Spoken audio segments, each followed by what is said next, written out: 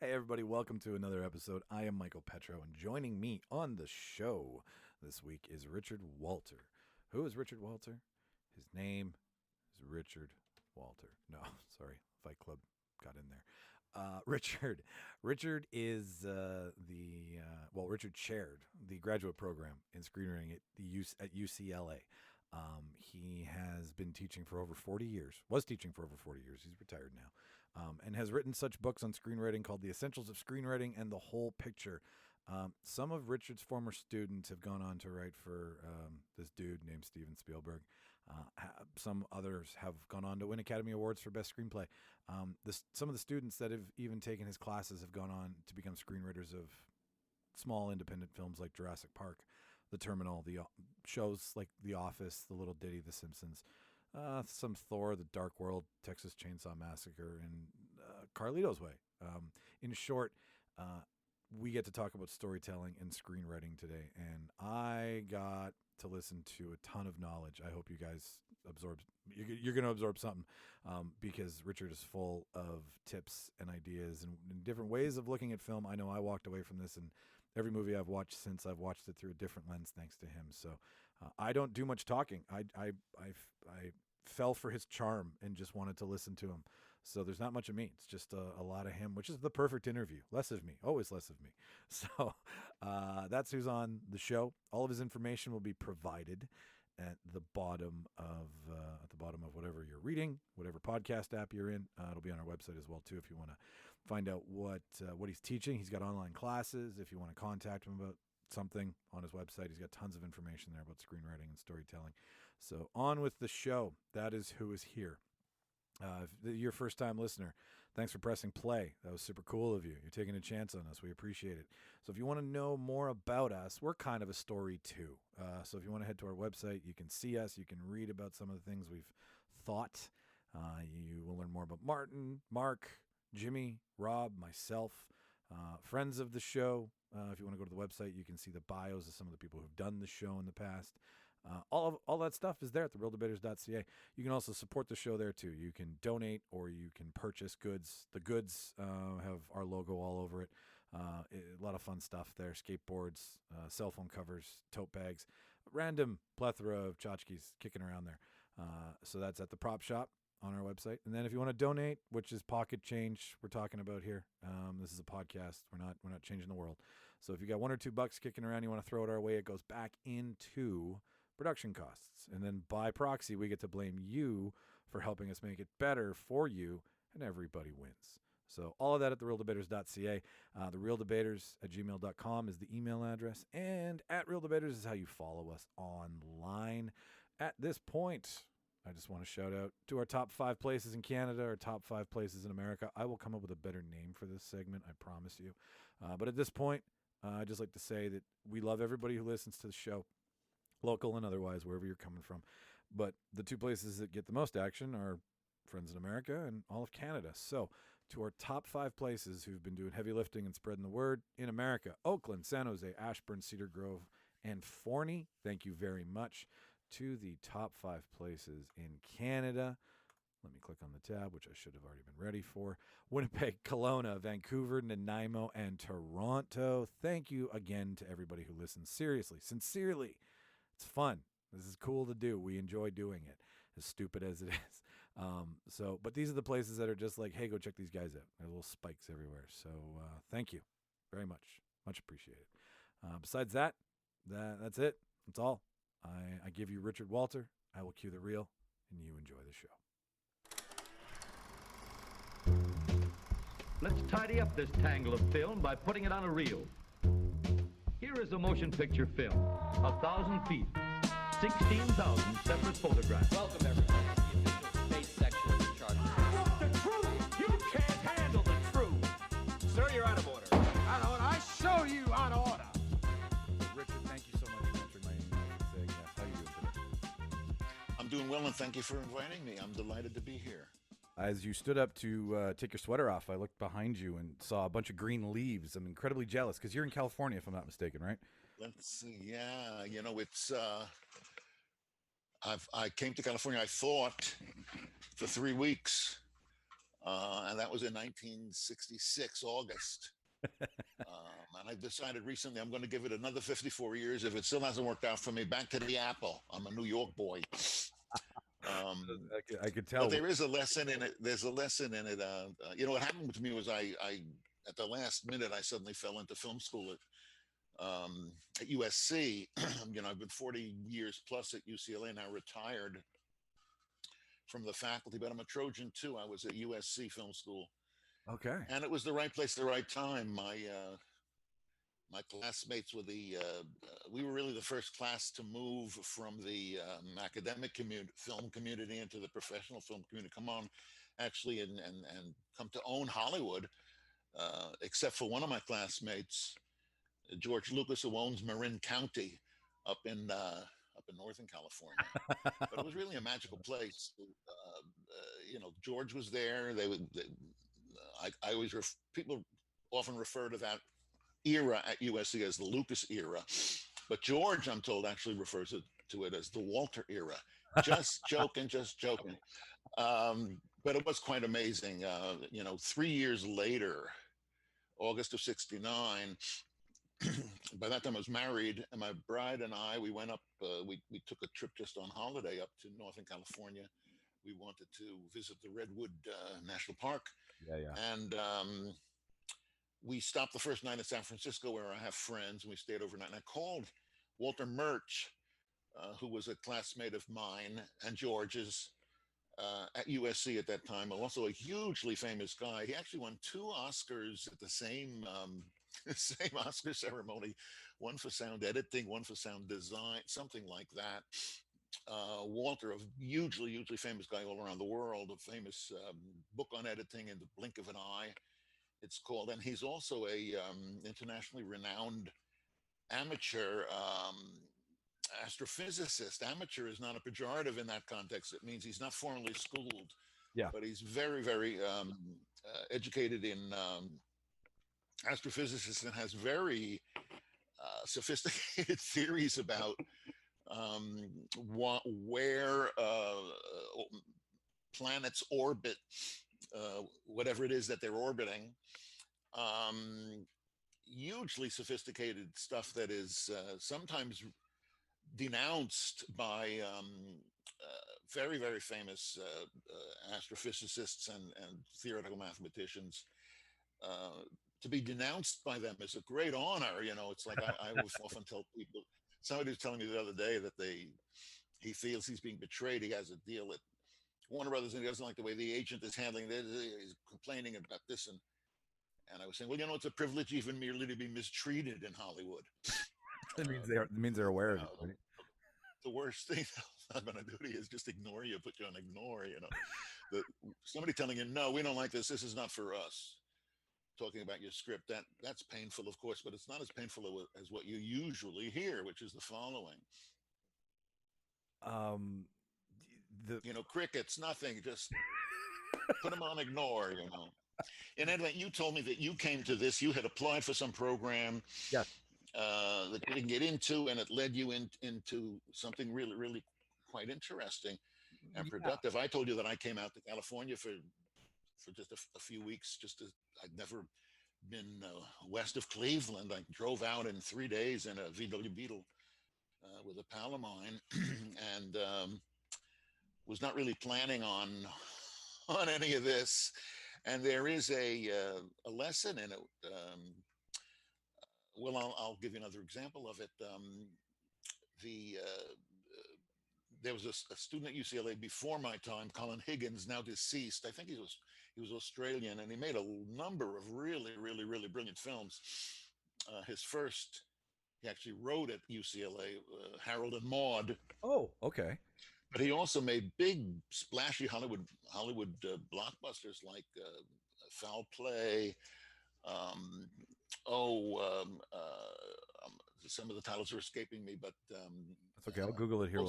Silver Streak, a very fine director. Anyway, Colin, when he was still a student at UCLA, he applied for he entered the Goldwyn competition, which was the original dramatic narrative competition. He was hoping that if he could win first prize, which was somehow or other $4,500. I don't know how they came up with that, but this is years and years ago. And for $4,500, he knew he could live comfortably in LA for a year and just concentrate on his writing without any distractions. And that was his dream. That was his plan. That's what he focused on doing, and he almost got it. He did not, in fact, win first prize. He only won second prize, and that was just $2,500, and it was not enough for him to live on without support from a day job. So he got a day job, and he got one of those day jobs that's just perfect for actors and writers and trying to make it in Hollywood, which is he was not a waiter or a cab driver, but working for a swimming pool cleaning company. Oh, and the first pool he goes to is in the flats of Beverly Hills. Very fancy real estate where a lot of movie people live, and he's out vacuuming. He's out in back of the house at the pool, vacuuming the bottom of the pool, and seated at the far end of the pool under a beach umbrella in the shade, reading a screenplay, is a man who clearly is the owner of this house. And they get to chatting, and he introduces himself. And indeed, this guy is a producer and so on. And Colin tells him that he's won second prize in the Goldwyn competition. And the guy agrees to read the script, and he ends up producing Harold and Maude and launching Colin's career. I remember Colin saying to me years ago, if my dream had come true, if I'd achieved my goal, if I'd won first prize in the Golden competition, I'd be cleaning swimming pools now, Isn't that how it is? It really, there's two things. I have said this before. I'm going to say it again. I am a trained actor. I've belonged to Screen Actors Guild now long enough that they don't bill me that. I don't have to pay dues anymore. I don't really pursue it. I've came to believe years and years ago that the only reason there are actors is so that there should be one group that gets treated even more shabbily than writers. That suffers even greater pain. Somebody telling you that they don't like your script, that hurts. But you walk into a room for audition, and they just take one look at you. Oh yeah, the turnaround. So that's your flesh and your blood.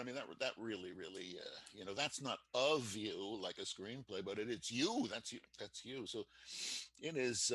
Before you have a chance to show them. But in any event, I am a pretty good actor, and I can say things I'm also a very experienced public speaker. I've lectured, God knows, at UCLA thousands of times over 40 years. But on top of that, I have traveled all around the world.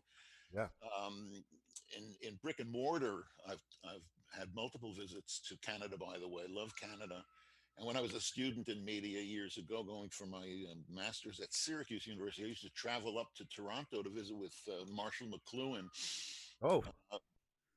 Now people sometimes say of McLuhan that he was kind of a pop icon of the 60s. I think he was one of the great seers of the century, and that his formula, his equation, if we can call it that, the medium is the message, is the equivalent of Einstein's E equals, what is it? CM square. It's a thunderingly huge insight, and we're seeing the proof of it today with the global village has now happened. This was what the Canadian McLuhan predicted. And you can see the way media change. They're not just different ways of talking to each other, of sending information and transferring data, but they are the data. They really do affect us. In any event, I am, as I say, a good actor, and I can say things very convincingly, even though I don't believe them. And so now I'm going to say two things that I don't believe that are one of which is very closely connected to your story and my own story. And I think most everybody's story, if they're smart. Again, these are two principles that I do not believe. They are preached in almost any kind of arena, whether it's how to improve your love life, how to get into business, no matter how to write for the screen, no matter what it is, people will tell you two principles that are key. And remember, I don't believe either of them, but even though I've told you this repeatedly, and I've just told you now moments before I say it, as I say it, it's going to make such sense, and I'm going to say it so reasonably you're going to believe it, even even though I'm telling you I don't believe this. And here it is. First of all, if you want to succeed, I'm sorry. Just your cord is rubbing against your microphone, and it's thank you. Do not hesitate to let me know that. Yeah, like up by your mouthpiece there. It's just cutting you off. You're spitting diamonds here. I want to get it all.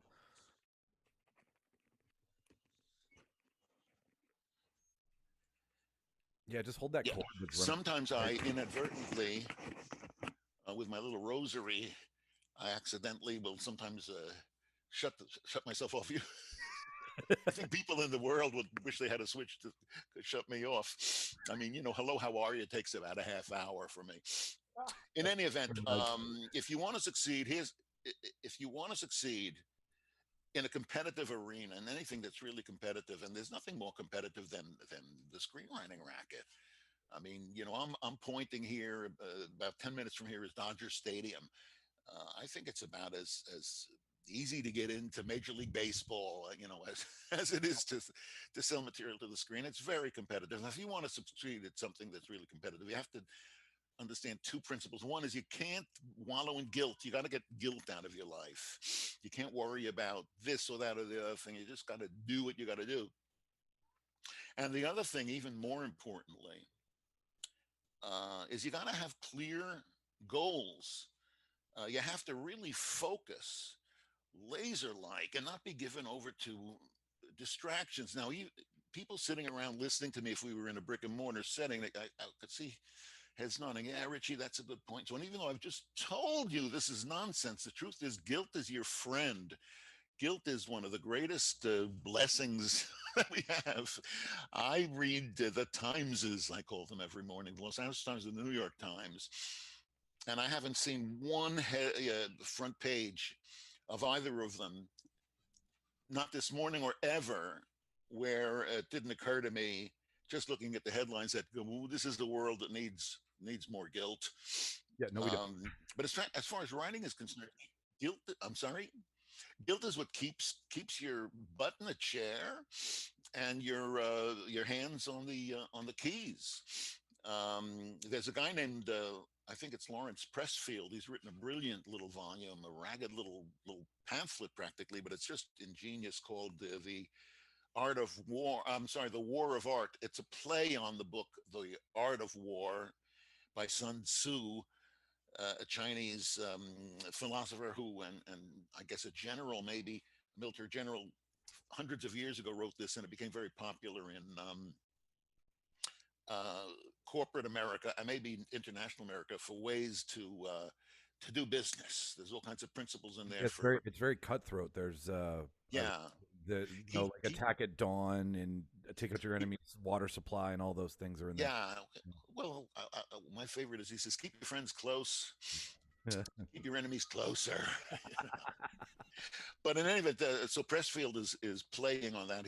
Not the Art of War, but the War of Art. And he talks about resistance. People will sometimes ask, is there such a thing as writer's block? And writer's block is all there is. There's only writer's block. Somebody wants to say, there's no writer just flies to the only amateurs fly to the keyboard and want to get it all down. Real writers do not like to write. We love having written, but sitting down and actually writing. Pressfield says, this is maybe my favorite saying from him. He says, it's really easy to write. It's just hard to sit down to write.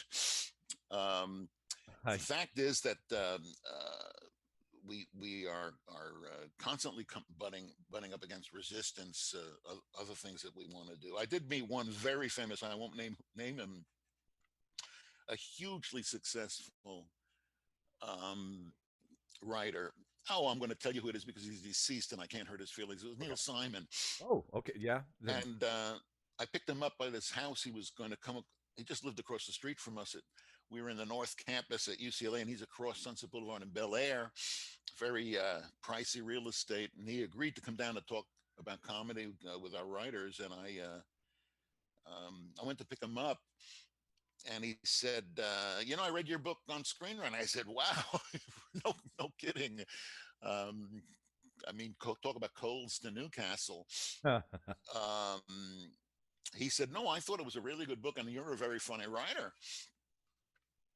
And I said to him, gee, everybody loves a compliment, but for somebody like Neil Simon to tell you that you're a funny writer, that's really, really meaningful. And then I managed somehow to say to him, just imagine, now that you've read the book, just imagine and think about, try to contemplate all of the success that you've known. At one point he had 5 plays on Broadway at the same time, 3 of them in theaters that he owned. I said to him, imagine when you contemplate your success over your career, what you might have achieved if you had this book when you were starting out. Okay. Thank God he laughed at that. I was sort of kidding with him.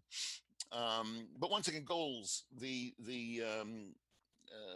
fact of the matter is that I was telling about coming to California. Yeah. Without any goal. The goal was to go back east, and 3 years later, I am with my wife, and we're on our way to Northern California. We stop overnight. We call Walter Murch. He lived on. He had been a classmate of ours, of mine at USC Film School. The last time we had been to the Bay Area, and we used to go quite a bit. We have a lot of friends there. We have family there. We had been to a party on his houseboat. He lived on a houseboat just off of the seawall at Sausalito, just the other side of the from the city of San Francisco in Marin County, the other side of the Golden Gate Bridge. And there'd been a wonderful party on his houseboat. The last time we'd been, I said, "Hey, Walter, when's the party?" And he said, "No party tonight, but tomorrow, Sunday, we're at 11 o'clock. There's a group of us just getting together informally for brunch. Why don't you join us? It's going to be at the Trident, an eatery at in Sausalito on the water." So we did. So there were 9 of us, myself and my wife, a woman who would become an Oscar-winning editor. She, along with Richard Chew, would win the Oscar for editing Marty Scorsese's Alice Doesn't Live Here. I love to start off with her because she was also there with her husband, and her husband was George Lucas. Sitting next to George, and by the way, we stayed, when we returned from Northern California, we stayed overnight with them at their place. I still remember it was on Vernal in Mill Valley. I can't remember where I parked my car. I can't remember my children's names. I remember the Lucases, when George and Marcia were together, they were living in this tract home in Mill Valley, and they were. George was actually had transformed the attic into a cutting room, and he was editing THX, his first feature-length film, the one that he was doing at Warner Brothers. Unfortunately, a film that ended up looking like what it was, which is a beautiful 15-minute student film stretched out to like about an hour and a half. I'm sorry. What film was that he was working on? THX. Oh, okay. Sorry, that's the sound. Okay, he had made a film, a legendary film, brilliant film, student film at USC called THX 11384EB. The EB wasn't really EB. It was 2 press-on letters, and E and a B kind of stuck together to make a new letter. And it was just brilliant. Unfortunately, THX, the feature-length version, as I say, looks like a brilliant short film that has been extruded into a very unbrilliant, too long feature. But in any event, so who else is out there? There's myself, my wife, then there's Marcia Lucas, George Lucas.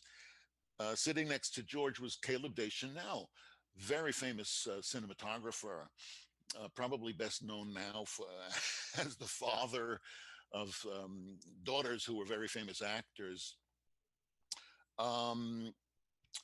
Next to Caleb was David Lester, who was a less well-known name, but a very, very wonderful man and a terrifically successful and busy producer. He did the line work on Ron Shelton's films, Bull Durham and others. Then there was Walter and Aggie, Walter Birch, I told you about, and Aggie. And finally, the ninth person was John Milius. I don't know if everybody knows that name, but he wrote Apocalypse Now. He invented Arnold Schwarzenegger. You know, I always call it Conan the Librarian.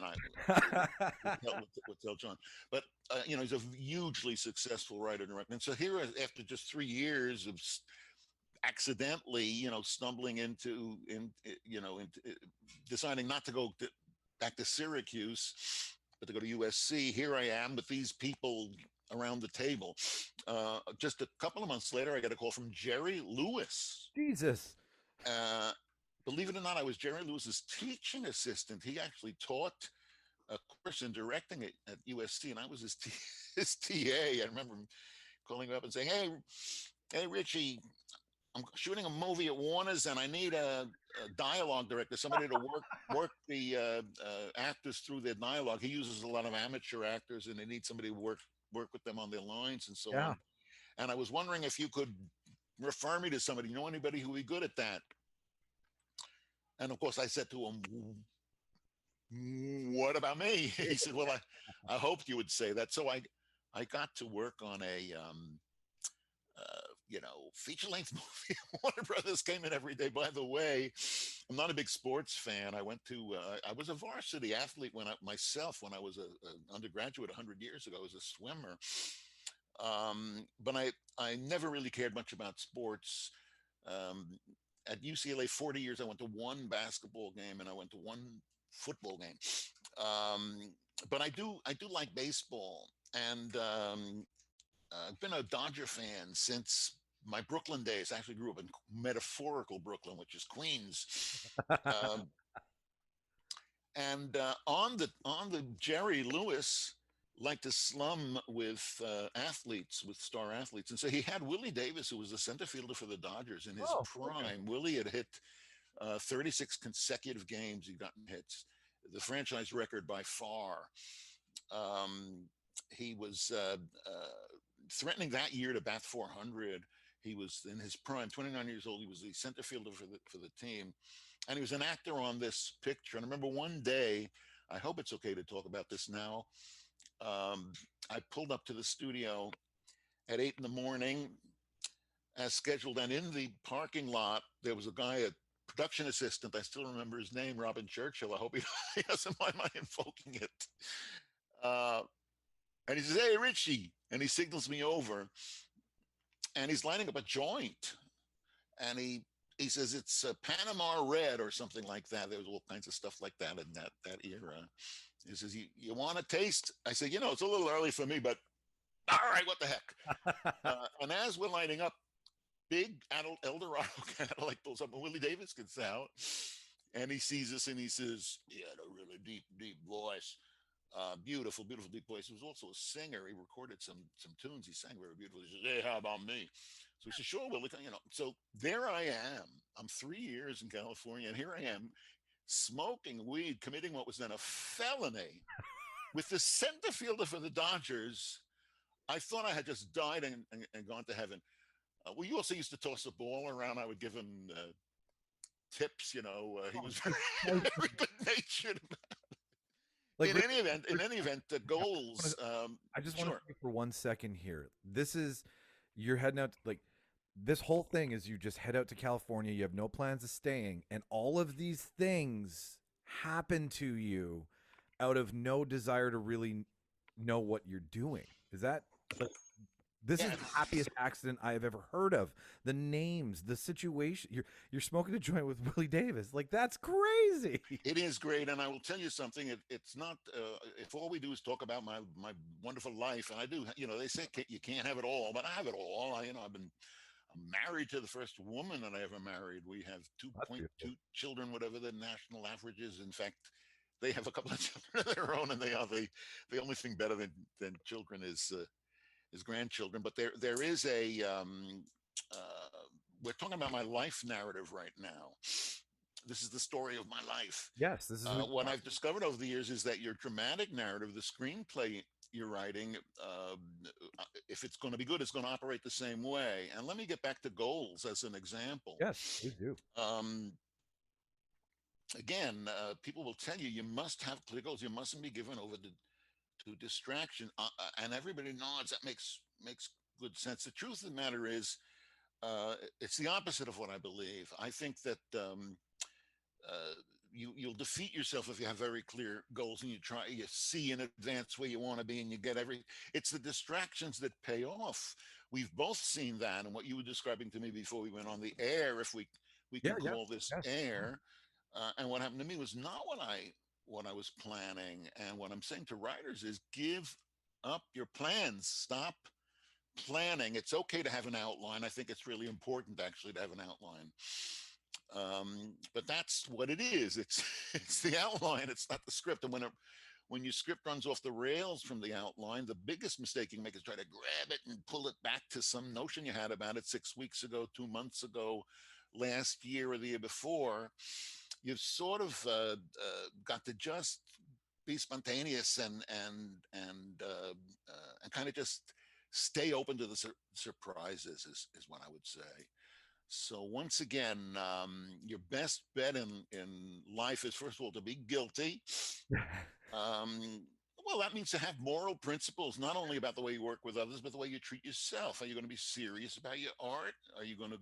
Here's the real challenge in screenwriting and every other creative enterprise: giving it the time. Yeah. You know, writers don't really fail. They just kind of walk away. They fade away. Uh, they don't ever quit exactly. It just kind of seems to dissolve.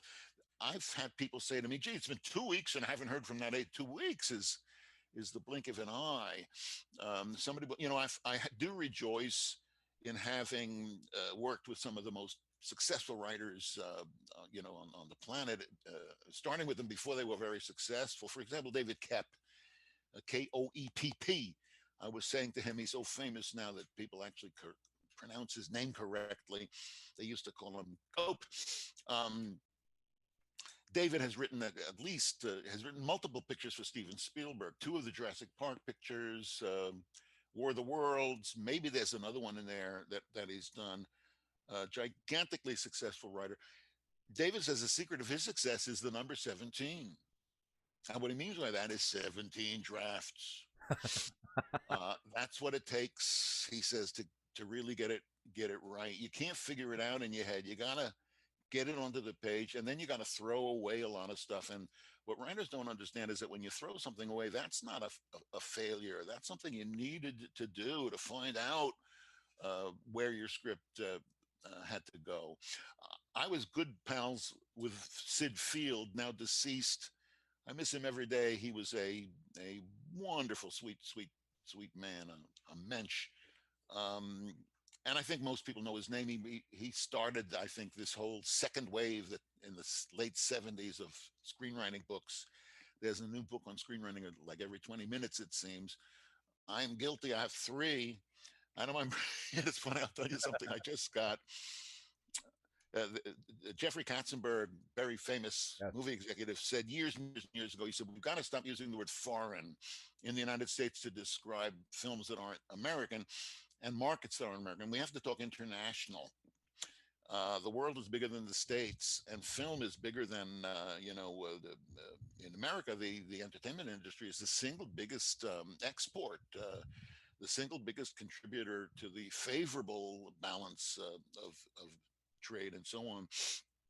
I just got royalty statements from my publishers, the publishers of my most recent screenwriting book. And I say publishers because one is the world's biggest publisher, my American publisher, Random House, Penguin Random House, Plume. And the other publisher is my Beijing publisher, publishing the Mandarin language edition of the book.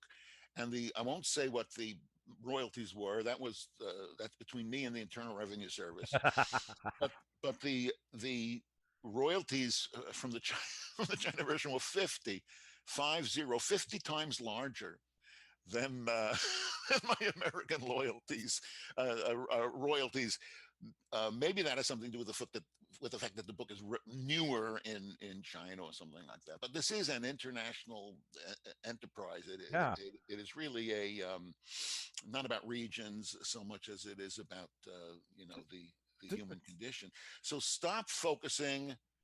Your best bet in life, and I think in a screenplay to no small extent, is to stumble around blindly and stupidly, and bump into things. And when you bump into something that you really like, grab onto that, hold on to that, and see where it takes you. Again, in your life and in your screenplay.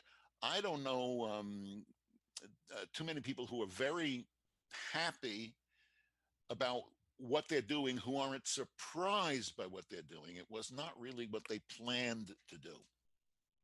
So coloring outside of the lines and letting yourself play, because the parallels that I'm getting from this, because I'm a fan. I'm a fanboy. I love fan service. I love this industry. I love being able to be proxy of it with what I do in my daylight. Like I've had the opportunity to jump into it, but I just fucking love it so much to learn about like I like how the sausage is made as much as I like watching the sausage cook in the pan, so to speak. But it sounds like what you're saying is that, like life, stumbling through it and learning is very much like writing. Stumbling through it, learning, grabbing what you love, forming it into something, like pulling from you. If you're not on the page in some way, shape, or form, it's probably not going to come out the way you want it. Yeah, well, you're touching on a very profound theme. It's really sort of the center of what I like to think I've developed over the years, over scores of years, teaching screenwriting. Aristotle. Um, it's funny. I think about Jesus Christ and Aristotle. These are the two most invoked names on behalf of precepts and principles that they never would have supported. For example, I don't have to tell you about Jesus. You know all about that. You see his name. I heard about him. On behalf of the most ferocious stuff. Can you imagine? Jesus approving of this or that. So what some of these people do. But Aristotle is constantly blamed for something that he didn't ever invent, which is the 3-act structure. He never talked about acts. He talked about beginnings, middles, and ends. He said that the screenplay, this is the best, most practical advice that I can imagine ever giving a writer, that a screenplay has a beginning, a middle, and an end. The beginning comes first. This is from Aristotle, from the Poetics. It's 2,500 years ago, ragged little pamphlet. He says the beginning comes first, and there's nothing before the beginning. The beginning is the point before which you need nothing, and the end is last, and it's the point after which you need nothing. Now, I like to take a long silence after I say that, because I've been waiting my whole career as a teacher for somebody to say, Richie, wait a second. You just told us that this is practical advice. Where do I put this? I have a dog that died 11 years ago that knows that there's a beginning, a middle, and an end. The beginning is first. That's why they call it the beginning. Yeah. And there's nothing before the beginning. That's the nature of beginning, definition of beginning, right? And likewise, the end is last. What possible use could that be? And the answer is very much tons and tons of practical use can be. For one thing, many movies, they don't start at the beginning. They start usually before the beginning. And movies go on. They don't really end at the point before which you need nothing. They go on usually after that point, more often than not. Indeed, movies are too long in general, I think, especially now. I like to, I'm a college professor. I'm retired, but I was at it so long, I have an occupational hazard, which is sometimes I just stop people in the street and give them a pop quiz. And here's one for you and our family who are participating here. How long should a screenplay be? Multiple choice. A, B, C, A. Too long. B, too short. C. Exactly the right length. The answer is B. Too short. There's no such thing as exactly the right length. When something's the right length and it's too long, somebody says, there's been a racial reckoning in this country, and I think maybe around the world. And last summer, when it was taking place, a lot of people walking around with signs that said enough. exclamation point. Uh, but they didn't mean enough. They meant too much, right? Yeah. If somebody says that's enough, they don't mean that's enough. They mean that's more than enough. That's too much. If you go on a vacation and you've had a good time and now you're ready to go home and you're looking forward to going home, you were there too long. You should be reluctant to go home if it's a really good vacation. You should be reluctant that the movie is ending. You should be glad that it's ending and check when is this and thinking. I mean, most movies I'm watching, I'm thinking when I'm done with this, do I feel like coffee and pastry, or am I in a soup and sandwich kind of? I'm not even watching the movie, you know. Yeah. So you know, and I sometimes talk about Spike Lee's "Do the Right Thing." Most everyone I know knows the movie. I like Spike's work. I judge an artist by his best work. I thought that was a really good movie. I think his best movie, and I think it's an underappreciated movie, and I think it's one of the best movies I've seen in the last 50 years, is X, sometimes called Malcolm X. No, it's the Malcolm bio, but it's really called X, you know, and it's a great movie. But in Do the Right Thing, if you've seen it and you remember it, at the end, there's an insurrection taking place in the streets. Yep. And Mookie, played by Spike himself, works at this pizza place. The guy who owns the pizza store is Danny Aiello. He's just an independent businessman trying to, you know, run a pizza shop. He's not some oppressive corporation. And indeed, what does this neighborhood need? It needs jobs, and he's brought a job, and Mookie has that job. But now here his brother's trashing the place. What's the right thing to do? And he does, Mookie, pick up a trash can and throw it through the plate glass window, joining the brother Spike. I think to his credit, and I give him this, he says he wasn't trying to recommend violence. He was just trying to ask the audience to decide for itself what's the right thing. Fair enough, but that's clearly the end of the movie. And indeed, it fades out. Very powerful scene because it does. But then it's suddenly wham, it fades back in, and there's Spike as Mookie, and there's Danny Aiello, and they're seated at a table, and they're commenting on these issues, ideologically, politically. There's actually a crawl on the screen, text with language from a speech by Martin Luther King on nonviolence, and there's another crawl from Malcolm about violence, a position that Malcolm would eventually renounce. I kept waiting for a crane to lower Ted Koppel, who was a very famous American newsman, moderator, facilitator, in between them to run. What happened to this movie? It's done already. Let me out of here. You know, it's going on. It's so easy to know what you have to do. Just imagine that it wasn't there, and if it still plays, then you just didn't need it. What I have. What I'd like to think I've developed over the years is what I call the biology of narrative. When you look at narrative, now my old friend Sid Field, as I mentioned, he said there's a beginning, middle, and end. And he said a screenplay is 120 pages. That's too long. Back then, maybe that was okay, but now scripts tend to be shorter. I'm promising you, if the reader opens that script and she sees 120 pages, she hates that script already. If she sees it's 103 pages, 98 pages, she likes that script. Now that may change when she when she reads it, you know. But but in any event, let's talk about 120. Sid said the beginning is 30 pages, the middle is 60, and the end is 30.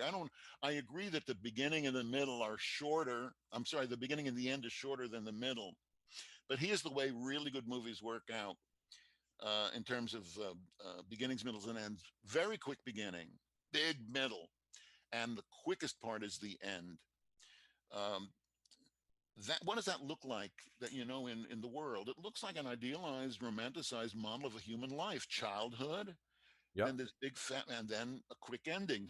Raise your hand high if you're looking for a long, drawn out death with resuscitators and ventilators and IVs plugged in and you know, the paddles starting your heart again. You know, she died quickly and quietly, peacefully, you know, in her sleep. So a movie is really a model of a human life, really, structurally. And whose life? Who else's but the person who's writing that movie? And that's why you know, there's one, I won't name him, but there's one very famous screenwriting guru, one of the self-appointed gurus, doesn't have the authority of the Regents of the University of California vested in him, but very popular. And he says the last thing that you should do is write your own personal little story. I'm here to tell you what he says you should do is if you want to be treated like a professional, you have to treat yourself like a professional. Again, this makes great sense what I'm saying. I don't believe a word of it. I'm going to keep going. A serious professional writer will be aware of the trends, wants to know what the grosses were the previous weekend, what's popular and hot right now. I'm here to tell you, if you do that, you are doomed. What's popular and what's hot. First of all, I don't know what's popular and hot right now. I'm in the middle of it, and I don't know anybody who can tell you what's popular and hot right now. But if we could identify it, if there was some trend, and like in algebra, you say, let X equal whatever it is, let X be the trend. It's too late to get in on that trend because it is the trend. It had to have been in the works, a couple of years earlier. Go ahead. Can I ask you something on that? Because what you're getting into is you're getting into the world of, like, you come from a class of writer, and right now there is algorithms, and algorithms are guiding us to like things, like they're taking away your choice, they're taking away your search engine to choose whatever you want to experience and accidentally find and enjoy. So when you're saying this tight narrow box, don't try to be in it, don't try to follow the trends, then how can we bring your class back into it? Because it seems that's kind of forgotten with the Netflix and the Prime and the algorithm and the searching of what people want. Or is that just now how we kind of have to do it? Well, I'm not sure if this is the way to answer it. But I'll try. I am for the last, I haven't swum in a year. Why do I tell you that? Because I used to swim every single day of the year. Yeah. 1,700 meters if you're taking notes. Jesus. I don't have to. I can play it back. I only mention it because I remember one time in 1988, the Olympics were in Seoul, Korea, and the American swim teams, the Olympic swim team's coach, the women's swim team coach, the American women's swim team coach brought all of the women swimmers to 6 weeks before the games in Seoul. He brought them to UCLA to work out for a couple of weeks. Then they would go for 2 more weeks to Honolulu, and then they would arrive 2 weeks before the games in Seoul. The idea being they would work out there, and by that time they would be totally acclimated, would have no jet lag at all. In a sport like swimming, just a few hundredths of a second is the difference between gold and nothing. So they were actually swimming. They set aside a few lanes for them where I happened to swim on campus at UCLA. And I had the privilege of watching champion swimmers, go whip past up and back me, including Janet Evans, who lives in Cerritos, some point into Cerritos over there east of here. And I mean, the women, guess where they were from, the swimmers, just where you think, California, Texas, and Florida. And Janet Evans is from Florida, and she has a very, very sloppy stroke. It's too splashy. There's a lot of wasted energy. It's not a graceful, efficient stroke. There's only one thing she really does right, and you can guess what that is. She wins. She's just so fast. The water just boils around. I mean, you see steam coming off of the dolphin surface of the pool with her. So I heard because there were all these champion athletes up there. And their coaches. There was also a substantial number of people from the press. And I overheard the women's swim team coach giving an interview to a reporter. And the reporter was asking him, why don't you work with Janet Evans on her stroke? It's too splashy. It's too this, it's too that. And he said something that is so wise for athletes training coaches, also for parents raising children, and also for teachers like me teaching artists, like screenwriters. And here's what he said again. The question was, why don't you work with her on her stroke to improve her stroke? And he said of coaching athletes, he said, half the job is showing the way, and the other half of the job is getting out of the way. And I find that writers get in our own way much too often, especially the way we were just talking about, trying to figure out the trends. I'll tell you a quick story I've been telling lately. It demonstrates this very effectively. Um, the class that I taught, I used to lecture. UCLA, we have 3 academic quarters instead of the more traditional 2 semesters. So I used to teach these 3 seminars every year, scattered. Now and then I would also lecture, but mainly I taught this 8 writers around the table. Everybody's writing a feature-length screenplay, and they had 10 weeks to do it. And at the very first class, I would only take 8 people in the class, but at the very first class, as many people as wanted to come could come and pitch. There was no assigned readings, there were no exams, there was no paper except the paper, which is a professional quality feature-length screenplay. Everybody had an opportunity quickly to tell the story, that they wanted to tell of the script that they were going to write if they got into the class that quarter. And I remember saying to everybody at the beginning of that class, before we go around the table, what's hot right now in Hollywood, this was around the early to mid 80s. And the hottest picture was Beverly Hills Cop. Sure. Axel Foley. Great movie. Everybody wanted to. Eddie Murphy's hot at the time. They were just looking for cop buddy action melodramas. Like Lethal Weapon being. They were Lethal Weapon, written by UCLA's own Shane Black. So that's what agents were looking for, though. Beverly Hills Cop-like pictures. Yep. That's what the studios were looking for. That's what the production companies were looking for. I told that to everybody around the table, and I said, therefore, don't do that. If you do that, you're going to be one of 600 scripts out there like that. Yeah, and you won't outsmart yourself.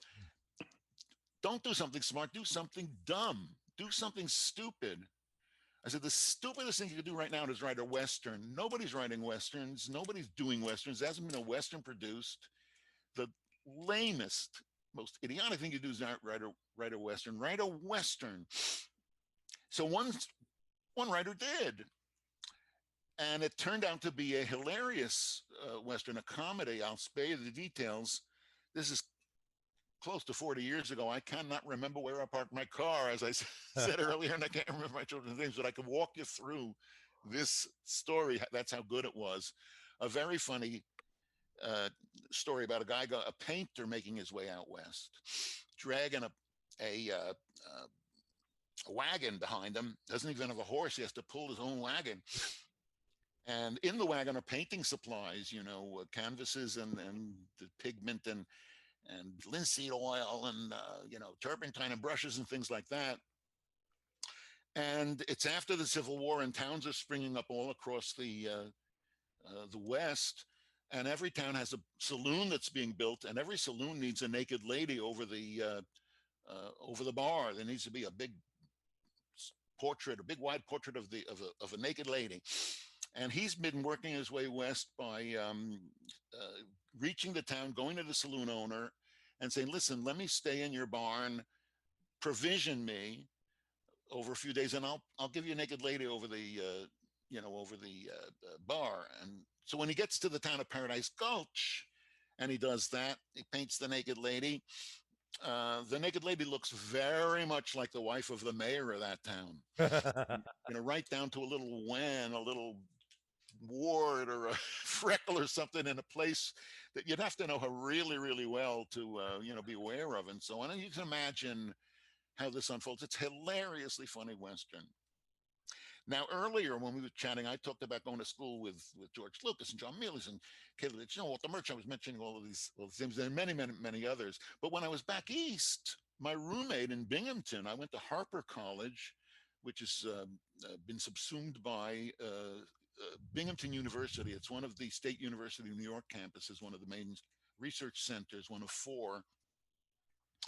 And my roommate there was Andrew Bergman. To this day, he lives in New York all these years, and I'm out here, but we're still really, really good pals. And Andy's claim to fame. His.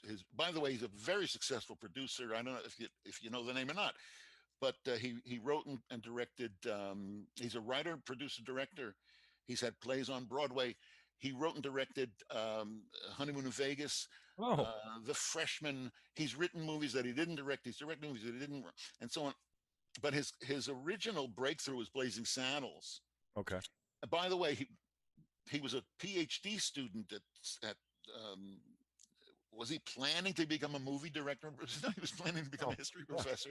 He got his PhD in history, Wisconsin, and that was his design. But he decided to write this treatment that he called Tex X about a kind of a 1968 hip black man of Harlem, but 1868 American West, who with the Civil War over and the slaves freed, and all these towns opening up, one town is so crime ridden that nobody will be sheriff. They're even willing to allow a black guy to be the sheriff. So that's Tex X. It became, of course, Blazing Saddles.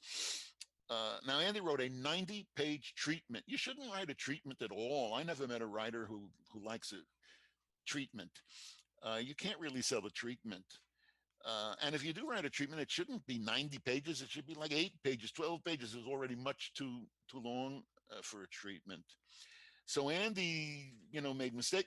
Nevertheless, he showed this to an agent, this 90-page treatment. The legendary Knox Berger, now deceased in New York, and Knox got it to Warner Brothers, and they bought it, and they gave it to Mel Brooks.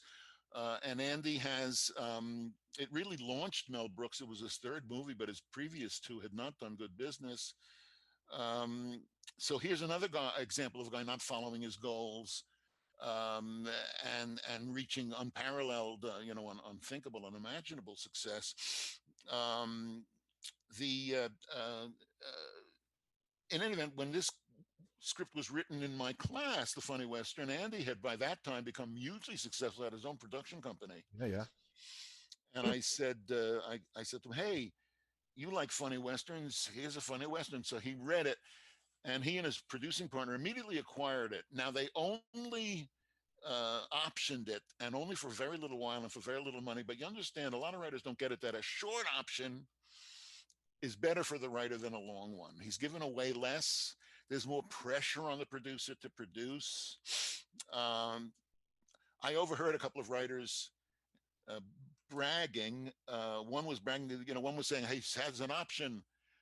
He just got an option from so-and-so for 6 months." So somebody else said, "Well, I got an option for a year," and he was kind of pleased. And you get it. There's an old joke. I didn't tell him the joke, but the joke is there's a contest, and first prize is a week in Philadelphia, and second prize is 2 weeks in Philadelphia. Long option, bad, short option.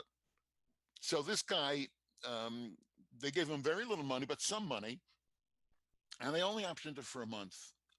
And nobody bought it in that month. And so after the month, it came back to him, and he still had 100% of the rights, and he had, the little bit of money that he'd gotten for it, such as it was. But that's not all that had happened to him in that month. He'd been shown around under the best circumstances, not by himself. They wouldn't have read him, not by his agent. He didn't have an agent, but even if you have an agent, it's not as good as being shown around by a producer with a track record for making hit movies, wants to make your movie. Yeah. So he was read not by underlings, but by all of the heads of the studios. There's nothing wrong with being read by underlings. Sometimes I think you're better off with underlings, being read by somebody who needs to make her career while you're trying to make your career. Maybe, you can kind of link together that way. That's so that you don't peak. This guy went from being completely unknown to very well known in that month. So that's all and he keeps all the rights to the script, plus the little bit of money that he got for it. Not such a bad deal, and it's still not all they got for it. If you think about it, imagine you're being shown around under those circumstances. At one place, Fox, at 20th Century Fox, they said, "We don't want to make this movie, but we love this guy's voice. It's a fresh new voice, and we have a problem script we have not been able to get an A-list Hollywood writer to get a handle on We want to give this guy a shot at it. So they hired him. And since it was somebody else's entire script he was rewriting, and it was his first job ever, all they paid him to do that was $10,000 a week. They guaranteed him 8 weeks. It went 10 weeks. Do the math. Yeah. It's not the kind of fortune that it used to be, but it keeping guacamole till Cinco de Mayo, or even Dieciséis de Septiembre, an even more important holiday. So he got this fantastic job, and it's still not the end of the reward from writing this dumb script, a Western, the stupidest thing you possibly do. Look how much you got out of it. We're still not done. If I let you think quietly for a minute, imagine you're an unrepresented writer, and 20th Century Fox wants to make a deal with you for a rewrite at 10 weeks. Agents and literary managers will line up at your door, and you can pick and choose. He chose wisely, and he has a superior career running now over the decades. Not by being smart, but by being dumb. Follow your heart. It's such a cliche, but cliches get to be cliches because they're so true. There's a very popular book. I don't understand it, and I don't mean to be unkind. The author is deceased, can't defend himself, but I'm talking about Save the Cat. Save the Cat. Blake Snyder wrote that, suggests that you go out into the streets before you write your script and try to find young people. They're the main movie audience, and run it past them and see if they would respond to that. I mean, that seems pretty sensible and reasonable, but I think it's just hateful. Imagine not having something that you're dying to write about, that you're really passionate to write about, and asking other people what you should write about. That just seems like poisonous. But imagine that you're not the writer, but you're just walking down the street and a writer comes up to you and says to you what Blake suggested writers say. Excuse me, sir, can I talk to you for a minute? Yeah, what do you want? I'm a writer, and I just wanted to take a moment. I have an idea for a screenplay, and before I get started on it, I wanted to try it out on somebody like you, Yeah. just to see whether or not this would be something that you'd be interested in. So supposing you're that person that they approach, and let's say you're so generous and so humane that you say, okay, Sure. tell me. And let's say they say to you, let's say the guy says, oh, thanks very much. What I would like to do is a series. I want to do a streaming series about a chemistry teacher, an American high school chemistry teacher who gets a cancerous diagnosis, and so he goes into the illegal drug, the methamphetamine business. That is the stupidest idea that I ever heard of. But I am one of those people. I believe that Breaking Bad is one of the greatest achievements in the history of civilization. I agree with you. People talk about people talk about having social impact and uplift in movies and so on. Movies don't have uplift, and if you try to have social impact, you fall on your face, no question about it. But look at Vince Gilligan and his writers. Unspoken, but nevertheless very, very profound in Breaking Bad is the question: why is in the United States of America does a high school chemistry teacher get $43,000 a year and have to work at a car wash after school? I mean, that's a powerful statement to make without getting didactic and ideological and intellectual and so on. Imagine a guy comes up to you on the street and says, I have an idea for a movie. What if you said to the guy who told you about Breaking Bad, look, I gotta tell you, that sounds hopeless. That sounds ridiculous. What if the writer said to you, yeah, well, I think it's going to run 63 hours, of unparalleled genius, You'd figure crank up the lithium on this guy's drip. Yeah. Now imagine somebody comes up to you and says, I got an idea for a movie. Can I tell the people? Oh, okay, tell me your idea. Well, this guy stutters, but he has to give a speech. So he hires a speech therapist. They work on the speech. He gives the speech. The King's Speech. Yeah. What could be dumber than that? And as you mentioned, nevertheless, what if you said to him, look, you asked me, I'm going to tell you, I hate it. It's awful. What if the guy was offended, the writer, and he said, well, I think it's going to win the Oscar for best movie. And best screenplay, you'd figure this guy, 911, 911. So ideas are useless and worthless. What's important is a story, and people just fixate too much on the notion of the idea. When you have a great idea for a movie, that's all you've got. What remains after that is what? Everything. The characters have to be invented, the dialogue has to be composed, and so on. So there is something to be said for not outsmarting yourself, following your heart. Remember, the purpose of a movie um, is not to teach you a lesson, it's to make you feel something passionate. And it doesn't have to be uh, a good feeling. Imagine you're walking past a theater and suddenly the doors open, the movie's obviously just broken, it's just ended, and people are screaming at it. They're all sobbing, really weeping, with tears running and snot coming out. You'd say to yourself, wow, must have been some sad movie. They all seem pretty miserable. That's one movie I'm not going to go see. The hell you wouldn't go see that movie. You'd immediately cancel. You'd stand up your date or your next appointment to get in line to get a ticket to see that movie, to experience what it was that caused that kind of a reaction. And I'm telling you, if you can make people feel something strong, uh, it doesn't matter what that feeling is. People will come to see that movie. I was actually at an evangelical Christian conference. I'm not an evangelical Christian. I'm not even a Christian. What was I doing at this conference? 500 pastors invited to Chicago for the weekend, all across America, from all across the states. Some, I think, also from Canada. Why was I? What they want with me? Well, it was the subject was narrative in Scripture. If you look at the Old Testament, the New Testament, if you look at the Muslim Bible, you look at the Quran. There's advice, there are principles, but mainly it's stories, and they're really, really bloody, ugly stories. They're not comforting, reassuring stories. They're Not a warm blanket of stories. yeah, the first thing in Genesis, right in the first book, is the story of Lot, whose daughters, he's in his 70s. His daughters got him drunk. Both daughters got him drunk one night, and then the other night, one daughter, the other daughter, and they have sex with their father and conceive a child. I mean, this is not some tabloid. This is Holy Scripture, the very first book of a book that is holy to Jews, Christians, and Muslims. Just about everybody on the planet. There's about 3 billion Christians and about 1.5 billion Muslims, and I think just about 11 Jews.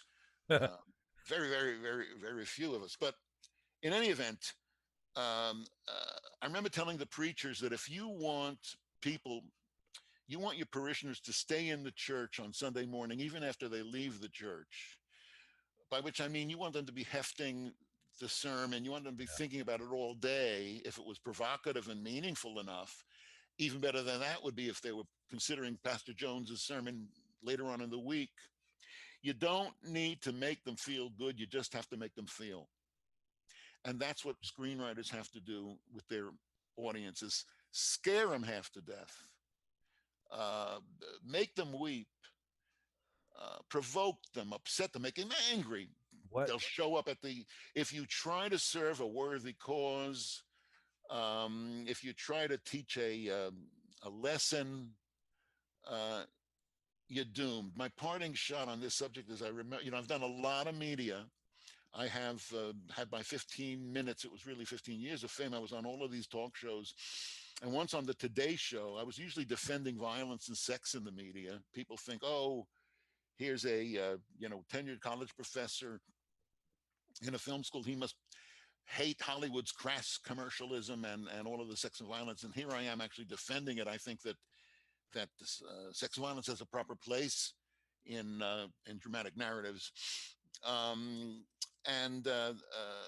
So I was battling with Bill Donahue. He's the head of the Catholic League. We met in the green room at the Today Show in New York. And by the way, we got on great. I love Bill. We become fast friends. But he was griping about Ron Howard's about to be released movie, the adaptation of Dan Brown's book, The Da Vinci Code, and he said it was his objection to it was that it was inaccurate in terms of the way it depicted Catholic history and Catholic theology. And I said, when my turn came, I said, when I'm really hungry and I want a tuna fish sandwich, and I do like to open with something that's like, wow, and that's not a bad way to open a screenplay. What can this possibly, how can, because it makes people curious. They want to hear more. Yeah. I'm here to tell you, if somebody reads your script and they read the very first top of the very first page and they want to read the rest of that page, that's rare. If they get down to the bottom of that page and want to turn the page,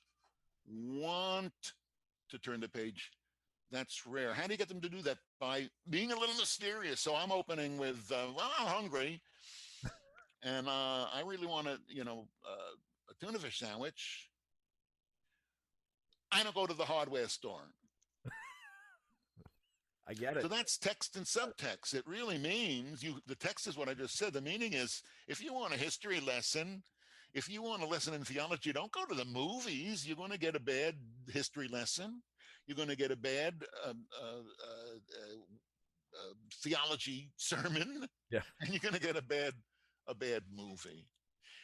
Art, Picasso says, is the lie that tells the bigger truth. In any event, I'm running on and on. I don't want to avoid any questions that you might have or arguments with me. Oh, Richard, there's a reason I just sat here.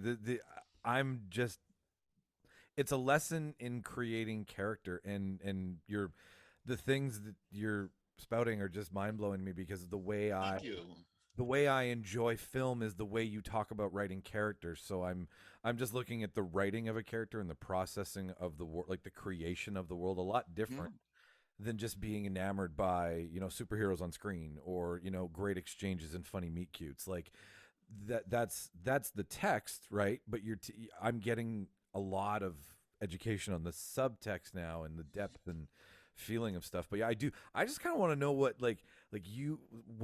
what do you enjoy these days? Because you've watched the evolution of screenwriting take place. You've watched the business unfold. You've watched it go from, I feel the benchmark is $1 billion, and it's so sad that that's a benchmark. Profitability, yes, is a thing. This is a business at the end of the day. You're more aware of that than anybody I could ever talk to right now. You're foremost knowledgeable on that. So my question now is that caring of the audience, right? And writing smart writing and being too afraid to write, can HBO style writing infect primetime television, or is primetime too much of a business still? And just watching all those things change. How do you see that? Well, first of all, I believe there's only two kinds of movies. I think genre is bullshit. Okay. There are just two genres. And here they are: good movies, bad movies. I love it. That's cut and dry. Good. Well, I mean, you've seen really, really great movies, often mixed genres. A brazen, blatant example, maybe the best of them all, is Kubrick's, Dr. Strangelove. Yes. A nail-biting tale of nuclear terror, and also a literally pie-in-the-face, banana peel slipping comedy, slapstick comedy. They really had a pie fight. They didn't use it, but he actually had a pie fight in the war room. But they got cut out of the picture. Hitchcock's movies often have very hilarious little moments in them. Shakespeare, famous, invented what they call comic relief with Macbeth, where it got so intense and so grim that he throws in the drunken night porter scene in the middle of the picture. So, what's a good picture? A good picture is one that we only had one rule at UCLA, and it was just 3 words: you can do anything you want, write anything you want. The only thing is, don't be boring. That's it. very, very difficult to keep people's attention for 100 minutes. Not to be boring. Most stuff is pretty boring. Most art just doesn't work out. It's a small part of it that works well. Let me address though what you were talking about the $1 billion thing. Yeah, sure. Um, yeah, I don't like that. I'm sick of these fireball franchises, comic books, and so on. But two major changes have happened in technologically now in the last decade or two, and they bode very, very well for filmmakers and also for audiences, for people who like to watch films. The first thing is the collapse of production costs. Yeah, you can spend $250 million, $500 million to make a movie. But a guy, people send me stuff all the time. They send me stuff to read. They send me clips and videos and whole movies sometimes. I do not have it in my heart to just ignore that. I will look at anything anybody sends me with just the beginning usually. I saw a script the other day that came to me and it said, the very opening said, the very top of the first page said, exterior, desert highway, day. Okay. Nothing wrong with that, right? Now, underneath that, it said something like, the sun beats down on the road as that meanders through the parched landscape to the mountains at the horizon. Every single word of that unnecessary. You just said exterior, desert, highway, day. Yeah. Why are you telling me something again? Why are you telling me something again? Why are you telling me something? Yeah, I mean, do I have to make the... What is it? Like, and I can't. How many? Look tonight. Turn on the table tonight and see how many times one character will tell another character what the audience already knows. Oh, hang on just a second. It's my phone. That's another thing that makes me crazy. Everything is on the fucking phone. Yes, what's that? Oh, this is Harry calling. I have the report from the... Oh, it's Harry. He has the report. I told Madeline that it's you and what's the report? Well, take him just... Well, he says that it should... Let me tell Marilyn. Just people talking on the... My wife and I saw a thing recently. We stuck with it for about an hour and a half. In the first hour, I counted 11 phone calls. What about no phone calls? What about stay away from keep your people off the freaking phone for God's sake? So in any event, this guy sent me. So most of the stuff I see, I don't have to look at. If I read a script like that, desert highway, and then it's repeating itself, I can see this guy just doesn't understand. I'm going to be polite, but I'm just not going to. If all I did was read everything that was sent to me and never went to the toilet, never went to sleep, never had a meal, I wouldn't even scratch the surface of what comes to me. So somebody sent me a whole movie that he made from New Zealand. And I started it and I immediately watched the whole thing. It runs about an hour and 40 minutes, about the right length. He set it all in a single location, that is to say, a highway rest stop. So there's the gas islands, there's the convenience store, there's a little motel there, there's a little cafeteria. So the different, there's the service bay where they repair the cars and so on. I'm telling you, this was brilliant, and he spent $10,000 on it. It has all kinds of... When I was a film student 50-something years ago, the big thing was a crane shot. Everybody wanted to do Orson Welles' opening to Badge of Evil. Is that what it's called? Touch of Evil? The thing shot ostensibly in Tijuana, really Venice here in Los Angeles, with Charlton Heston doing a very bad Spanish accent. That opens with a long crane shot. Everyone want to do that crane shot. It costs like $8,000 then to rent the crane. But now you can do it for $45 with a little, drone. I'm telling you, this was a magnificent movie, and I watched the whole thing, not because I felt an obligation to this guy, but because it was a good movie. You can make a movie if you want to. Now, you don't need a lot of money to do it. The other thing that's changed is distribution. When I came to town, there were 3 networks, and 7 studios. Now there's I don't know, hundreds and hundreds of networks. If you consider every um, website a channel, which it sort of is, it's like a billion channels probably in the world. It's so easy to get distribution. You have the same thing. Your phone that you can use to make the movie can also distribute the movie. Okay. So the question now is, how do you get attention? And the good news, more good news, you don't need that much attention anymore, because the costs have collapsed. So you don't need to get that many people to pay for it. The result is there's so much more stuff available this for audiences, and that, what's not to like about that? My wife and I, we're old people. We don't have too much attention span. We can't do much more than an hour, so we'll watch an episode of a series, or we'll watch the first hour of a movie. And especially when it's a series, we have started a large number of series that we abandoned. Nothing Yep. wrong with that, give them a chance. But my point is, we have seen fair now, productions and parts of productions from Korea, Indonesia, Poland, Finland, Iceland, Germany, Spain, France, England. I just think that's fantastic that we're able to do that. There's so much more available for audiences to choose among, and so many more opportunities for filmmakers to make their movies. So this is not a bad time. It's the best time. The kind of things that go on in the studios with those billion-dollar projects, that's just one corner of the industry. There's nothing wrong with that. But it would be wrong if that was all there was. And now we know that there's much more than just that.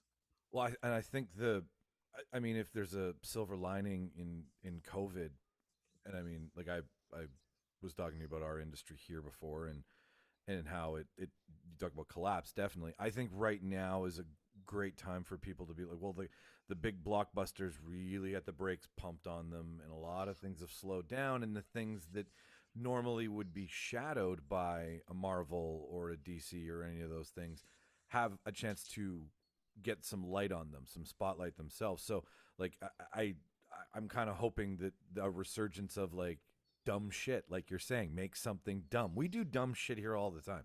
The primary function of this was chicken wings and beer in a restaurant going, what would you do if you had the Batmobile? Like, that's dumb shit, right? It's real life meeting fake life. So I've always loved dumb. The dumber the idea, the more attractive it is. Well, it's funny. I didn't mean to cut you off. No, go ahead. I was going to say, back in 1999, as the millennium was closing, I got a call. It must have been a slow news day, and I got a call from a reporter who wanted to know what I thought was the best movie of the '90s. Okay. And for a minute, I thought to myself, let's see, what did I like that I've seen, and was it in the '90s? Was that the '90s? And in the midst of trying to figure this out, just in a moment, I suddenly had an insight that is one of the most profound, one of the deepest insights I've ever had in my life. And here it is. It suddenly occurred to me that in this vast universe, and they say that there are an infinite number of parallel such universes, and all of the vastness that there is in this world and in other worlds, if there are other worlds, there is just not one single thing less important than what some film school professor thinks is the best movie of the '90s. I mean, what could be less important than that? Than what Richie Walter thinks is the best movie of the '90s. And so I realized it's so unimportant. I should just say something interesting. And so I blurted out, Terminator 2. Now I chose Terminator 2 for a couple of reasons. One, they're not expecting me. I'm a film professor. They expect me to cite, some Bulgarian, filmic tone poem. Yes. They're not thinking I'm going to go with the second chapter of a $1 trillion Hollywood franchise with Arnold in it. So that's one reason I did it. I just like to do what's not expected. And by the way, when you write your screenplays, don't do what's expected. All of these Marvel, the reason I don't go to those movies is the reason other people do go. those movies will give you they deliver to audiences what the audiences expect. Yes. When I go to the movies, I don't want what I expect. I want my expectations exceeded. Yeah. I want to be torn apart and turned upside down and inside out. Anyway, I have to tell you, I think Terminator 2 is a really great movie. I often cite the beginning of it as a great example of text and subtext. People talk about things being too on the nose, too much textual, not enough subtextual. Perfect example, right at the beginning of Terminator, he lands, he emerges naked from the sky, thrown down onto this lawn way out in the boonies outside a biker bar along some lost highway. And there's a million bikes parked out in front. They're really busy. You can hear rock and roll coming from there. He enters the bar stark naked, and everybody's looking at him, and he's looking at everybody. And you can see from his point of view, he's gauging people to see how big. And then he sees one guy who's his size. Now, this is Arnold Schwarzenegger. So when he sees a guy who's his size, it's a big guy. And it's a tough guy with a bandana and a pool cue. He's shooting pool. And Arnold steps up to him and says, after he sees that he's the right size, he walks right up to him, stark naked in the middle of this biker bar. And he says to him, I think it's the first line of dialogue in the movie, he says, "Give me your clothes and your motorcycle." Yep. That's not a bad Arnold, huh? Now, here's what the guy doesn't say to him. He doesn't say, "Are you out of your mind? I ain't going to you think I'm going to get you naked Austrian? What are you?" He doesn't say anything like that. Do you remember what he says? Anybody remember what he says? He says, again, Arnold says, "Give me your clothes and your motorcycle." And what does he say? He says, "You forgot to say please." So there's text and subtext, isn't it? Yeah. And by the way, he's going to beat him with the pool cue. Arnold just picks him up like this, like I could, lift up my hat, and then what you don't see is the fight. Banging, he takes the car. No, he picks him up off the floor. The very next frame, Arnold is now wearing that outfit. He's down the highway, roaring along on this motorcycle. All of that happened in the head of the viewer. You don't need to show that on the screen. Finally, about Terminator 2, it has something really important to say about the nature of the human condition. At the very end, Arnold, who's a Terminator, a robot, what is the difference between a robot and a human being? Human beings can feel things, and he suddenly, as he becomes human, he can feel. And what is it that he feels? He feels pain. And if you are somebody who feels pain, and there's nobody on this planet gets away without heartache and grief and sorrow and disappointment, frustration, and physical pain as well. If you have terrible, terrible pain and you've seen Terminator 2, maybe you get some solace in recognizing that the fact that you feel pain is testimony to another fact, and the fact is that you're a human being, you're a member of this family of human beings. That's a really important thing to say, that to be human is to be able to feel. To be able to feel means, yes, from time to time, great joy, great ecstasy, I hope, for everybody, or probably not for everybody. Certainly I've had that opportunity. God bless me. I've known great ecstasy and great satisfaction. But I've also known the opposite of that, as everybody does. And when I do feel down and dark, maybe I get some solace. Maybe I get some affirmation. Maybe I get some strength from having seen Terminator 2. Yeah, when you put it in that lens, or when you apply that lens to that movie, it's funny because I love watching everything. Some people call me a shill, but I'm like, I just love it. I love it for its bad. I love it for its good. I love it for its folly. I love it for its humor, whatever. Like, I'll try, because to a local reporter, Roland King, told me that to even get something made is an achievement. So you don't have to applaud. You have to applaud the effort. You don't have to applaud the product, right? So there's that line of thinking. But I have just now looked at Terminator 2 through a different lens, and that's why I watch movies over and over and over again, and not new stuff, because there's emotion attached to those.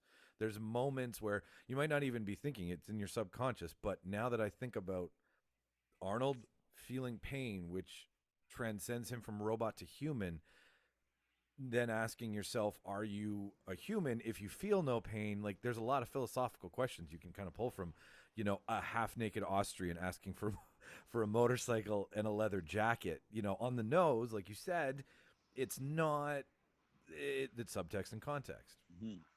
Okay. Well, it's interesting when you say about watching a movie a second time, multiple times, which is what we do with the movies we really like. We like to watch them over and over and over. And the question arises, why do we do that?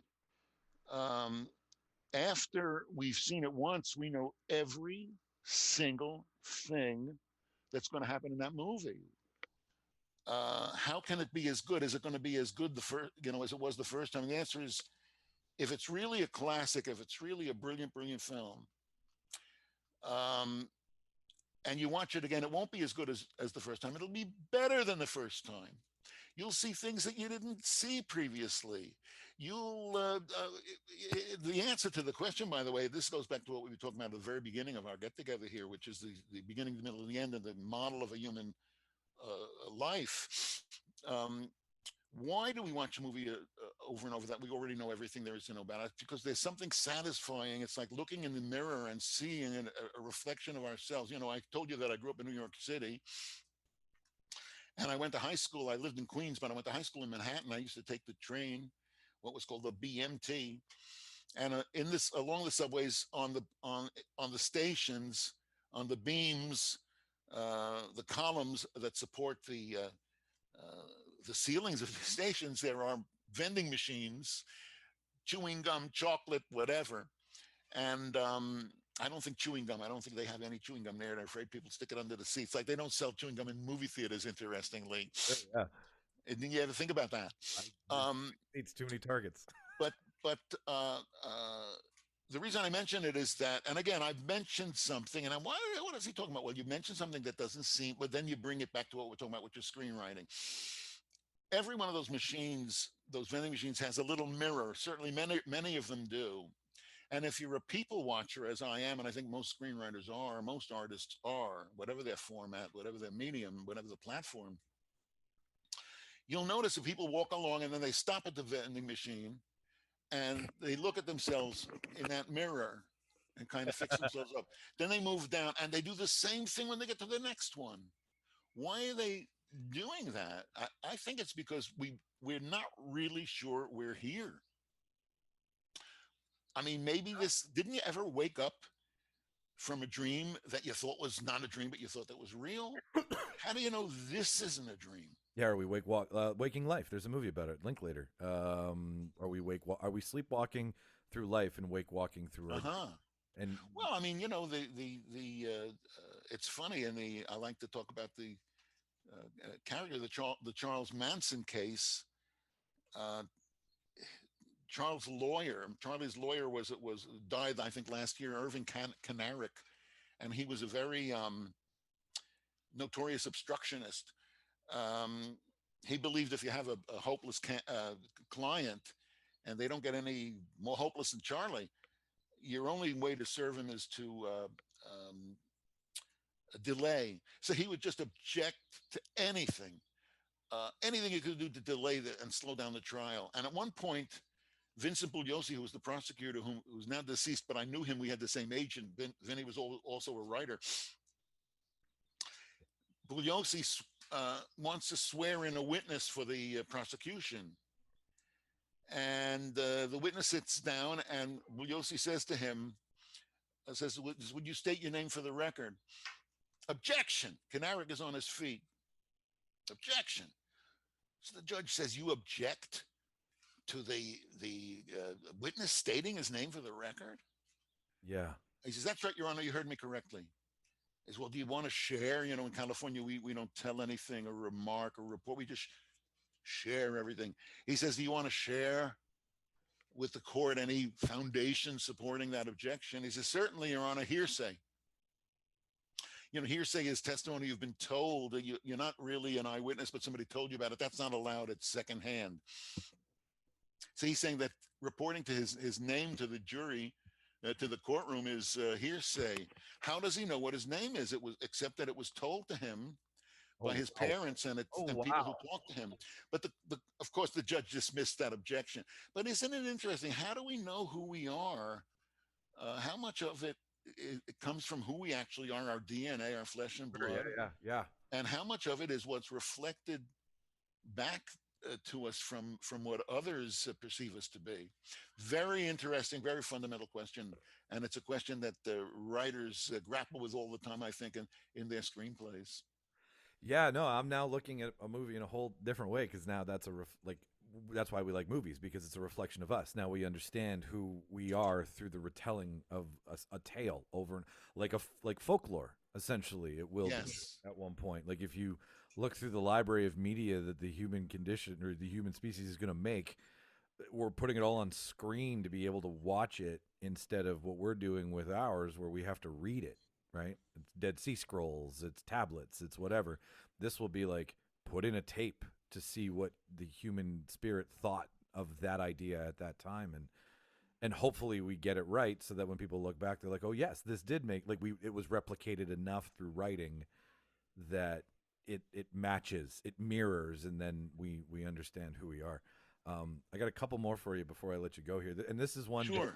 I thought, having seen what you've seen and having your lens through everything, which is such a beautiful array of how you look at screenwriting and character creation. Like it's nice to talk to somebody who, not that I haven't, but you're the first person I've really talked to about the writing process. So I feel I'm now Well, fucking thank you. Thank you.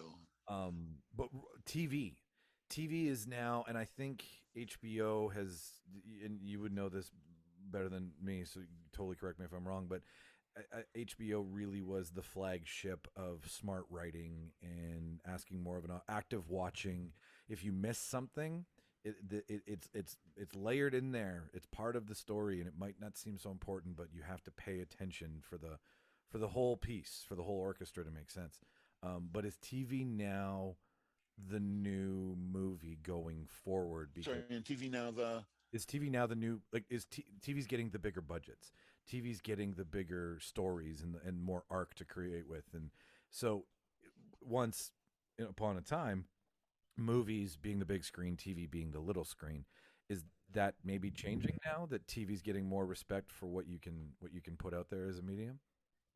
it's funny. People always like to bad rap TV. I know. From its earliest days, and before I came to UCLA, the previous generation, I remember one faculty I heard about, one student who was told by a teacher that, well, maybe your stuff you could write for TV. I mean, it was an insult, even though from the earliest days there was great genius on TV. Yes, there always has been, and that's From the very early '50s, genius stuff on TV, and some of the greatest stuff I've ever seen on TV, that I've ever seen anywhere, has been on TV, and especially now with streaming. I have never in my life, I've seen stuff as good as, but never better than The Sopranos. I've never seen anything better than Breaking Bad. I've seen stuff as good as that rarely. I think The Sopranos is as good as that, but they're absolute top. I'll tell you, I don't think it really matters. okay. Um, when the very first movie ever made, the very first moving picture.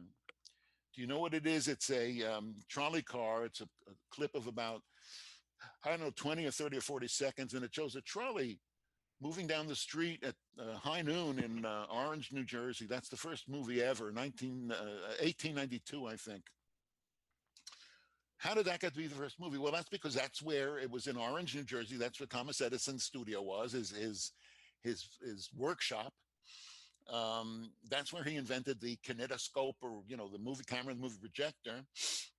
And since once he developed the thing and he wanted to try it out, you don't take it to Canton, Ohio, or Winnipeg. You do it where you are. So he went out into the street. Now, also in those days, very low emulsion, very slow film speeds. So you need a lot of light. Remember, in those they were. Nowadays, since sound came, it was 24 frames a second, but prior to that, it was 16 frames a second. It's still like a 16th exposure, actually even smaller than that.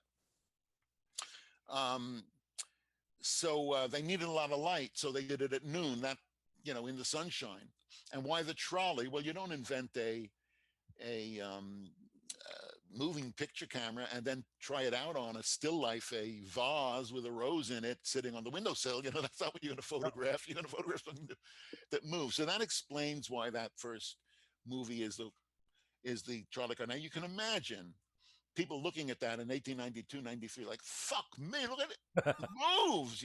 This is astounding. And it really must have been, but very briefly. After a while, been there, done that. So they started. People would no longer pay to see that. The hell with that. So they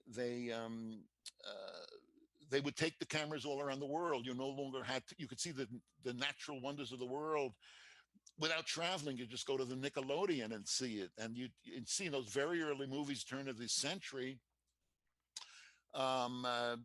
Bedouin tribesmen on camelback caravanning past the pyramids at Giza. You'd see indigenous families underneath the falls at Victoria. You'd see all kinds of things that you could not see and that was interesting for a little while, but that got pretty boring in a hurry too. And in 1903 or 04, maybe 05, comes the Great Train Robbery. Yeah. There had already been a kind of narrative of a film, the Moon one by the Méliès in France a few years earlier. But in the Great Train Robbery, you actually have a scripted story where stuff happened. Now, since then, so many things have changed. They're no longer short films. They're now long films. They're no longer black and white. They're in color. They're no longer silent. They are in sound. They're no longer on film. They're they're no longer analog for the most part. They're on digital media and increasingly. So everything has changed except one thing, and that is narrative. They still tell stories. Yeah. And it doesn't matter if the story's on TV or on the big screen or on your little handheld telephone if you're watching it. If it's a good story, people will get engaged by that. I've already told you, if something happens in a movie, at the beginning of the movie, and makes you curious about what happens after that, that's unusual, but that's what you have to do. And you have to keep that up for 100 pages if we're doing feature length. If you're doing Vince Gilligan or David Chase, and you're doing years and years, you're going to have to keep that up for maybe dozens of hours, scores of hours. What's harder than that? That's just the most difficult job on the universe, to sit alone in a room and invent stuff that will engage people's attention. Imagine somebody stops you in the street and tells you that they have a dream that they want to tell you, that they had a dream. They got to tell you this dream. Can they tell you their dream? And let's say you're so generous and so humane that you decide to let them tell you, and you say, okay, tell me the dream. And they say, okay, I'll tell you, but before I do, I need two things. One, I need you to understand this is going to take 100 minutes. We need an hour and 40 minutes. Just stand here for an hour and 40 minutes while I tell you my dream. And also give me $15 or whatever it costs, today for a ticket to go to the movie theater. It's crazy. It's just crazy. And I think writers have to embrace that, realize how nutty it is, and what a blessing it is to be able to make a living telling people, literally trafficking in our own imagination, literally swapping our daydreams for dollars. What could be more wonderful than that? Yeah. And it's worth struggling, and it's worth suffering, and it's worth experiencing pain, battling to do that, if that's what you really want to do, and if you're good at that. Wow. Sir, thank you. My pleasure. For so much of your time. This was, what do you, is there anything you're working on right now? Is anything, your website? I'm sorry? Your website will be on. Yeah, richardwalter.com. Perfect. There's no S at the end of my name. It's just Richard Walter. Okay. .com, and that will let you communicate with Kathy Berardi, who can put you in touch with me. By the way, my email address is Professor Richard Walter, one long word, at gmail.com. But you can always reach me also through Kathy, richardwalter.com. I do have, I certainly would I don't think you'd be in really bad shape if you read my book, Essentials of Screenwriting, widely available. And I also would say that I have a webinar that I've been doing now since I've retired from UCLA. It runs, it's limited enrollment. It's 90 minutes and it's an hour and a half a week for 6 weeks. Very interactive. I do some lecturing, but we also look at participants' pages in detail. And when I'm reviewing somebody particular, let's say Michael's pages, it's obviously useful for Michael, but it's also useful for everybody around the E table, because whatever happens, the issues that arise in any writer's pages arise in every writer's pages. So I've had great responses to this. I do need to advise everybody that it sells out almost as soon as it's announced. It is limited enrollment. And if you are interested in joining me the next time I do it, and I don't have dates set yet, I just finished one last week. The next one will start in another few months, I'm sure. But if you do want to participate in that, I do recommend that you get a hold, that you go to richardwalter.com and communicate with Kathy Berardi that you want to be put on a list of people who will be notified in advance when we do actually have dates. So you have a chance to get in. As I say, it does sell out quite quickly, and I do like to keep it limited enrollment so that there can be interaction. It's not just me just running my mouth. Well, I can vouch Kathy is the best to talk to.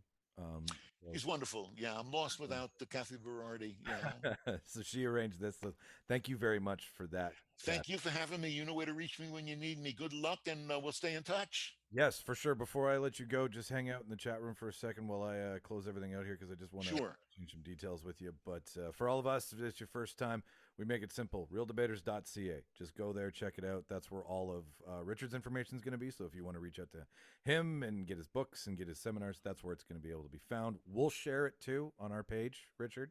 So if you want to tell Kathy to send me an email, we'll throw up a link and be like, hey, listen, this guy knows his shit. Go listen to him talk, because I'm so much better for it. So thank you for that as well too. Thank you. The funny thing is over all my years, I have a feeling, and this resonates with people, I think, that everything I'm saying is something people already sort of know, that they sort of needed to be reminded of. Yeah, it's not like I invented some magic formula there. You know what it is, Richard? It's nice to know somebody who has a skill and a talent to reaffirm that. We know it, but when it comes back to us from somebody with your tenure and skill, then you just feel like you're on the right path. So that's nice to have. So don't discount that at all in any way. Thank you. Appreciate it. Awesome. We'll be in touch, sir. Ladies and gentlemen, I've been Michael Petrow. Watch all the fucking movies, and we are gone.